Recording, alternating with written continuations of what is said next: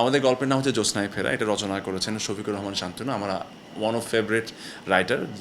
আমার কাছে মনে হচ্ছে ইন্ডাস্ট্রির বোধহয় একদম আমি যতদিন ধরে কাজ করি প্রায় 12 বছর হবে, এই 12 বছর ধরে বোধহয় ওনার সাথে কাজ করে করে আমি বড় হয়ে যাচ্ছি, উনিও বড় হয়ে যাচ্ছেন। যেহেতু বিশেষ দিনে বিশেষ নাটকে অংশ হতে পেরে কেমন লাগছে? যেহেতু বিশেষ বলেছি চয়নিকাদির 25 বছর পূর্তি উপলক্ষে নাটকটি তিনি বানাচ্ছেন, তো সেই জায়গা থেকে কেমন লাগছে? অবশ্যই অনেক ভালো লাগছে। একটা সময় দেখেছিলাম চয়নিকা দিকে অপূর্ব ভাইয়াকে নিয়ে 100তম নাটকের একটা বিশাল একটা প্রোগ্রাম করেছিলেন। হ্যাঁ, তখন আমি চিন্তা করলাম একটা মানুষ একজন আর্টিস্টকে নিয়ে এতগুলো নাটক কীভাবে করে, এবং মানে যেটা হচ্ছে এটা তো অনেক বড় একটা ব্যাপার ছিল সেই জায়গায় থেকে এখন মানে লাইক 25 বছর একজন নির্মাতার বা একজন শিল্পীর, এটা অনেক বড় একটা ব্যাপার। 25 বছর ইজ নট এ জোক, মানে সিলভার জুবলি। তো সেই জায়গা থেকে শুধু একটা না, ইভেন চয়নিকা দিয়ে 4টা প্রোডাকশন করবেন, তার মধ্যে 3টাতে আমার থাকার সুযোগ আছে। সো এটা আমার কাছে খুবই বলবো যে আমার জন্য খুব বড় একটা ব্যাপার। দিন শেষে গ্র্যাজুয়ালি আরেকটা জিনিস হচ্ছে, শুধু চয়নিকা দিয়ে 25 বছর ধরে কাজ করছেন বিষয়টা তা না। একটা জিনিস হয় কি, যারা সিনিয়র্স আছেন, চয়নিকাদির মতো তো অনেক সিনিয়র ডিরেক্টর আছেন ইন্ডাস্ট্রিতে, অনেক সিনিয়র ডিরেক্টর এখন আর মার্কেটে নাই, বাট অনেক কিছু কিছু সিনিয়র ডিরেক্টর এখনও রয়ে গেছেন। তারা রয়ে গেছেন এটার এই জন্যই আমার কাছে মনে হয় তারা আসলে যুগের সাথে নিজেদের প্যাটার্ন চেঞ্জ করেছেন, গল্প বলার ভঙ্গিটা চেঞ্জ করেছেন, নিজেদেরকে আরও আপ টু ডেট করেছেন। তো এটা ওনাদের থেকেও আমাদের অনেক বড়টা শেখার জায়গা। সে ফর এক্সাম্পল, হয়তোবা চয়নিকা দি আগে হয়তোবা যে ল্যাঙ্গুয়েজে গল্পটা বলতেন, এখন হয়তোবা ওই স্ট্যান্ডার্ডটা মেনটেন করেন ঠিকই, বাট আরও অনেক আধুনিকভাবে, আরও আরও অনেক যুগোপযোগী একটা ডিরেকশনের মধ্য দিয়ে। তো সেই জায়গা থেকে আমাদের কাজ করতে খুব কমফোর্ট লাগে যে আমরা আরও আপ টু ডেট ডিরেকশনের মধ্য দিয়ে যাচ্ছি। হ্যাঁ, তো তো সেই জন্য খুবই কমফোর্টেবল জায়গায় চয়নিকা দিয়ে আছেন আমার। আমি ওনার সাথে কাজ করতে পছন্দ করি, ওনার গল্পগুলো আমার গ্রিপের হয়।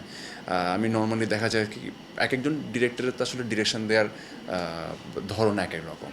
তো চয়নিকা দিয়ে তো একটা সফিস্টিকেটেড একটা ধরন তো আছেই। তো সেই ধরনটা আমার আমার বেশ প্রিয়, আমার খুব কমফোর্টেবল লাগে। তো সেই জন্য ওনার সাথে আমার মনে হয়েছে যে 4টা কাজের মধ্যে আমি 3টা কাজেই আছি, এবং গল্পগুলো একটা একটা থেকে একটু ডিফারেন্ট।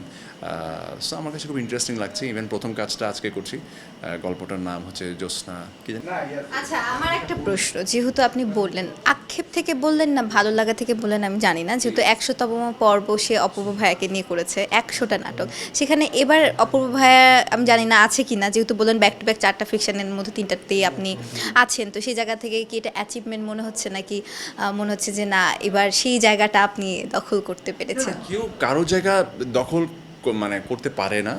আর একটা ডিরেক্টরের সবসময় যে একজন আর্টিস্টকে নিয়ে কাজ করবে সেটাও হয় না। যদি তার ক্যারেক্টারের সাথে ওই পার্টিকুলার আর্টিস্ট যায় এবং তাদের সিং ভালো থাকে, তবেই কিন্তু ওই আর্টিস্টটা রেগুলার কাজ করতে পারে একটা ডিরেক্টরের সাথে, সেটা আমি বিশ্বাস করি আর কি। তো এবং প্রত্যেকটা ক্যারেক্টারের যে আসলে আমি ফিট হব ওনার গল্পে, সেটাও ঠিক না, বা সেটা আশা করাও ঠিক না। কোনো আর্টিস্টেরই কোনো ডিরেক্টরের প্রত্যেকটা কাজে থাকা, এটা এক্সপেক্ট করাটাও ঠিক না, কারণ এটা গল্পে বলবে, আমার মনে হয় যে গল্প বলবে যে আসলে কোন গল্পে আসলে কে থাকবে। আমাদের গল্পের নাম হচ্ছে জ্যোৎস্নায় ফেরা। এটা রচনা করেছেন শফিকুর রহমান শান্তনু। আমার ওয়ান অফ ফেভারিট রাইটার। আমার কাছে মনে হচ্ছে ইন্ডাস্ট্রির বোধহয় একদম আমি যতদিন ধরে কাজ করি প্রায় 12 বছর হবে, এই 12 বছর ধরে বোধহয় ওনার সাথে কাজ করে করে আমি বড় হয়ে যাচ্ছি, উনিও বড় হয়ে যাচ্ছেন। So he is also so comfortable with me. তো সব কিছু মিলাই খুবই কমফোর্টেবল একটা ইউনিটে আছি, এই ভালো লাগছে এই আর কি। আচ্ছা, সব কো আর্টিস্টরাই বলে যে ইরফান সাজ্জাদের সাথে সেটে কাজ করতে খুবই মজা, বা খুবই তার আপনি ফান করেন। সব কো আর্টিস্টই কেন সেম কথা বলে? আমার কোয়ার্টিসটা তো আমার কাছে খুবই ইম্পর্ট্যান্ট আসলে। আমি মানে যে জিনিসটা হচ্ছে, তারা না থাকলে তো আসলে আমি কাজ করতে পারবো না। সো আমার মানে বেসিক্যালি এটা তো আমাদের জব প্লেস। সো ওয়ার্ক এনভায়রনমেন্টটা যদি কমফোর্টেবল না হয়, আমি কারোর সাথে আসলে কাজ করে আমি নিজে কমফোর্টেবল হব না, সেও আমার সাথে আসলে কাজ করে কমফোর্টেবল হবে না।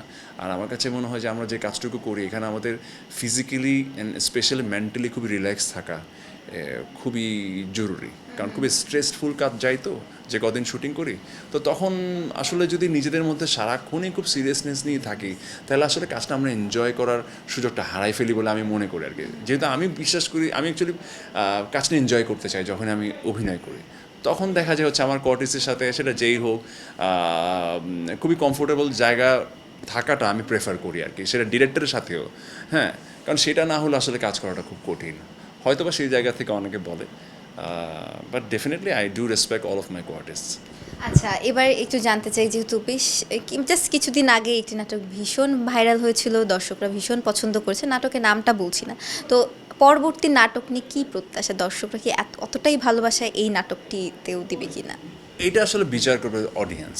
হ্যাঁ, আপনার কোন নাটক কোন সময় অডিয়েন্স খুব ভালোভাবে নিয়েছে you never know, depends on their mood. কিন্তু এখানে আমি একটু বলতে চাই, ওখানে আপনার অভিনয়টা দর্শকরা এতটাই রিয়েলিস্টিক ভাবে দেখেছিল, আসলেও ওটি মানে দেখতে মনে হচ্ছে যে আপনি সত্যি সত্যিই কান্না করছিলেন।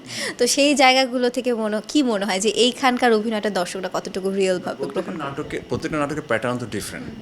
প্রত্যেকটা নাটক মানুষ দেখা যায় যে অনেক নাটক আছে যে নাটকগুলো 10 মিলিয়ন 20 মিলিয়ন 30 মিলিয়ন ভিউ হচ্ছে, হয়তো বা তাদের মুখে মুখে নাটকটা নাই, বা হঠাৎ করে জিজ্ঞাসা করলে হয়তো বা নামটাও বলতে পারবে না, কিন্তু ডেফিনেটলি ওই নাটকটা অডিয়েন্সের পছন্দের নাটক। আবার অনেক নাটক হচ্ছে খুব ওইরকম ভিউ নাই কিন্তু বেশ মাতামাতি হয়েছে মানুষের মধ্যে।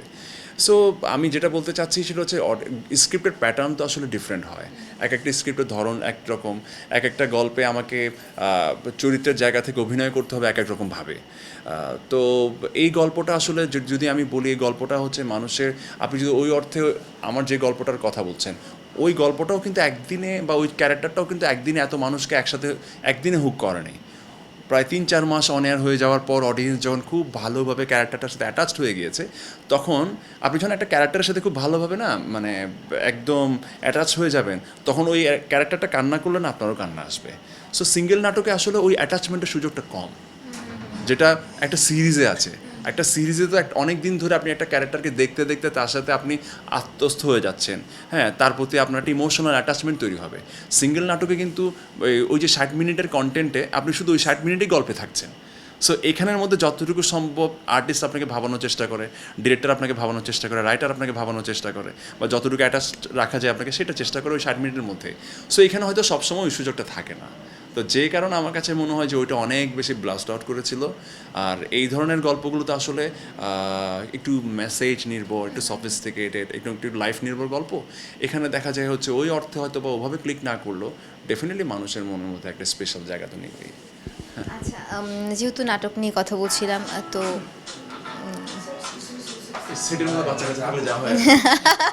হ্যাঁ, বলেন।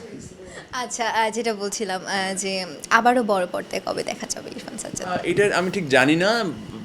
ডেফিনেটলি আমারও তো ইচ্ছা আছে, যেহেতু অভিনয়টা করি, অভিনয় করতে ভালোবাসি, অবশ্যই বড় পর্দায় আসার ইচ্ছা আছে। বাট এবার একটু মানে খুব ভালো কিছু নিয়ে আসতে চাই আর কি।